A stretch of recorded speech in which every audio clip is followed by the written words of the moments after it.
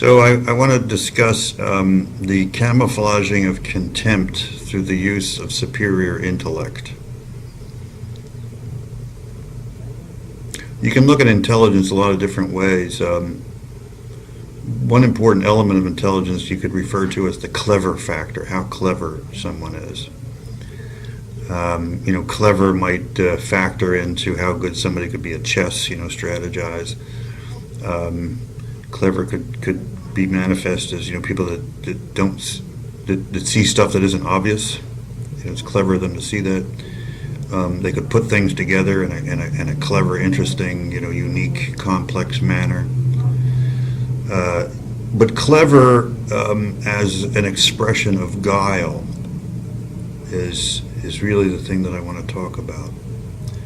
You think of the developmentally disabled adult as relatively guileless, unable to deceive. Not that they couldn't have the motive to desire to deceive, but they have a hard time doing it because their affect, the manifest emotioning, the feeling states going on for them show up. It's hard for them to hide their hurt and pretend it didn't hurt. It's hard for them not to show anger when they're angry. It's hard for them not to be obviously sad when they're sad, or frightened. They show fear when they're frightened. The clever among us are well defended. The clever aspect of intelligence supports us in defending ourselves, so thoroughly that we buy our bullshit and we package it so well that others tend to buy it too. I'm a therapist. I deal with people's defensiveness, all day long, day in and day out. I've seen its guises. I've seen its faces. I've seen its many, many forms. The most common defense is intellectualizing, and I think if you look at somebody's cleverness, they can defend against their own emotional truth with casual intellectualizing and do it well. And then if they're forced into a corner, the cleverer the person is, the more they can muster a defense that somehow throws you off track, that makes you think this is not a defense, that supports you being in the audience of this presentation of cleverness about a defense. It leaves you in the audience buying into it. Such an important idea, I decided to read it. The guile underlying the clever, or the clever being able to represent the guile so well, leaves one lying to the audience and or to the self without any self-correcting capacity. The truth becomes so lost this way that self-discovery alone will no longer lead you to it. Someone else must help. The person that has himself as his attorney. Clever really gets people in trouble at the high end of functioning. It doesn't really support functioning at the level of mental health per se. In fact, it works against people. And what it does in the world is it sort of manifests collectively as a club of quiet contemptors.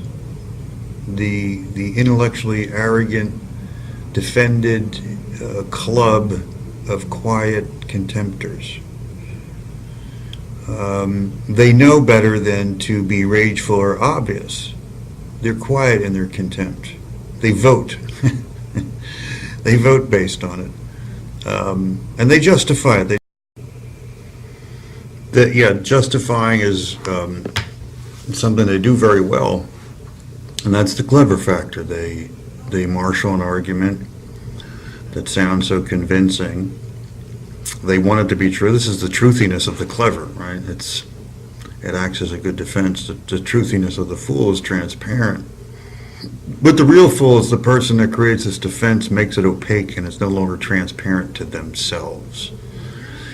And there's a sense in which, as a therapist, when I get close to that juncture where their defense meets the unwanted truth, and I start to poke away at the incongruities, the cover-up, the deceit, the holes in the story.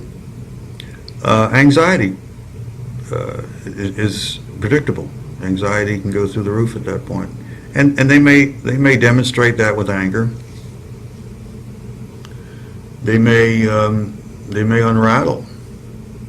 And some of them are grateful in anticipation, like thanks for outing me, thanks for stepping behind the defensive wall and figuring out there's more to me than the bullshit.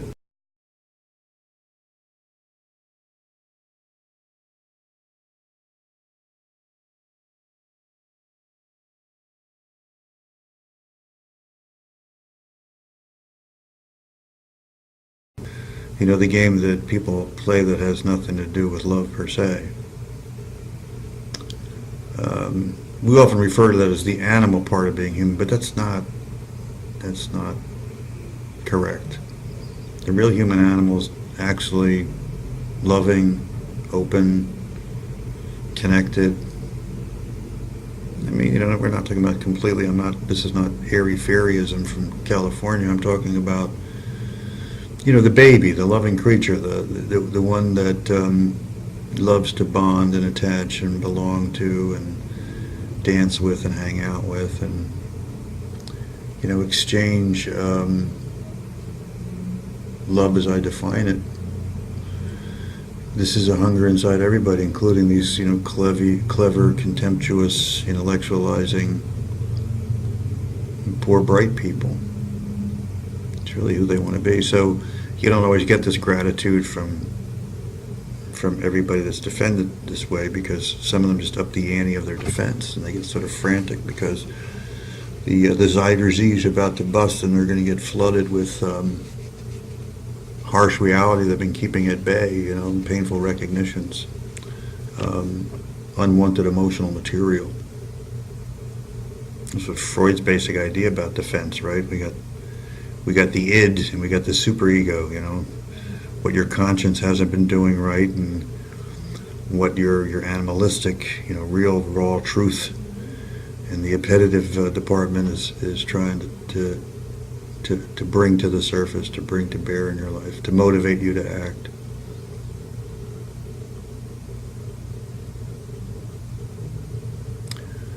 I want to come after this cleverness for one thing, because I think it's dominated. It's a dominating force in our cultures and our civilization, and it shouldn't be, because it's dysfunctional. And why should we stop it? I mean, you know, clever's good, isn't it? You know, don't you want a clever CEO so your company can succeed?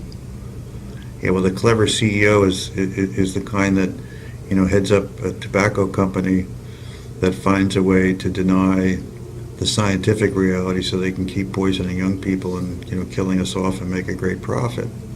That's clever.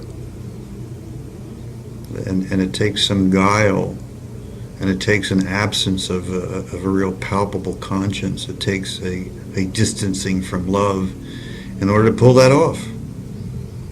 You wouldn't suspect any developmentally disabled person to be able to do it. They would feel too guilty. They wouldn't do it. You know, if you had guile, you could probably talk them into it. You could sell it to them, but they would still go to sleep at night guilty. And so this mistaking the clever guile for real intelligence is something we all fall for. I don't mean to use car salesman who, you know, uses charisma and other sales techniques, although there's a form of it there. There's a form of that in the attorney that makes a great argument in a case where he knows his client's guilty, he's defending it. But he makes the great case because that's what he's paid to do, to use his intellectual abilities to win the case. Well, this is what we're doing with ourselves, and when we end up, you know, not recognizing this as a form of dysfunction, we might even prize it. We might even value these people. We might vote for them to be our leaders as potentially dangerous in this way. Because what you want to find out is, you know, does the defending support you in being ruthless, selfish, immature, without a conscience, exploitative, abusive, manipulative? if so, great, you got the IQ. And I'm not talking about emotional intelligence because, in fact, some of these folks could be extremely gifted in understanding things about emotions. It's just that they don't have a mirror. They can't actually penetrate the truth when it comes to self-assessment, to self-awareness. Their defenses are too damn good. They were too clever when they put them together. They can't even solve the riddle themselves, or they don't even know the riddle exists because the camouflage has been so thorough. At any rate, I think I'm going to write a paper or maybe a short book on this because I think, and trust me, I'm not trying to empower. People are just upset because they feel like they've been once or twice taken advantage of by a intellectually gifted person. I mean, that's happened to all of us. I'm really doing this so that as a kind of, what I would like to accomplish here is establish the fact that this is a pervasive problem that has gone unnoticed for all of us, and we should be on the alert for that wolf in sheep's clothing, especially with regard, there's benign, clever defensiveness, and then there's malevolent, clever defensiveness, and I'm not talking about evil people. I'm talking about people that are clueless and act out in a manner that could be described as evil because of its negative impact on the world, negative impact on others. But since it's kind of a trap that they fall into, it's not like it starts with evil. It starts with defensiveness. It starts with a desire to distance oneself from the truth. And if you give that to a person with intelligence and guile, it's not like good things are going to come out of that. That's not a good mix. It doesn't produce. There's no pathway to a loving or love-based outcome.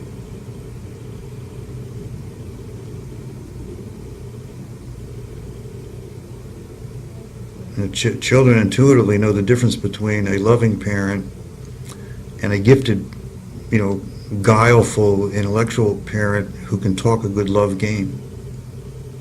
Kids know the difference. They feel the difference. They sense the difference.